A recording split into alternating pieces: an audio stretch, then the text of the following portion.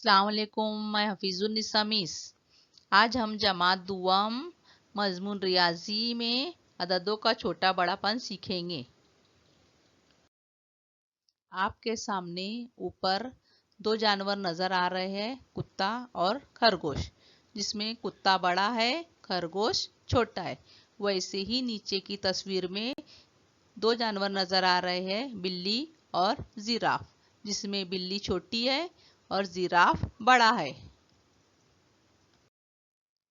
सामने आपको फल नजर आ रहे हैं, जिसमें सेब बड़ा फल है और स्ट्रॉबेरी छोटी है। वैसे ही लीमू छोटा है और तरबूज बड़ा फल है। फूलों में गुलाब का फूल बड़ा है और लिली का फूल छोटा है।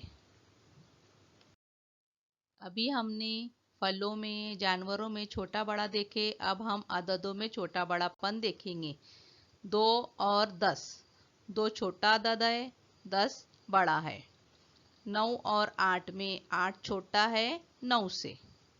20 और 5 में 5 छोटा है 20 से। इसी तरीके से हम अददों में छोटे बड़ापन सीखेंगे और उसके अलामत का इस्तेमाल करेंगे इंशाअल्लाह। अल्लाह हाफिज़।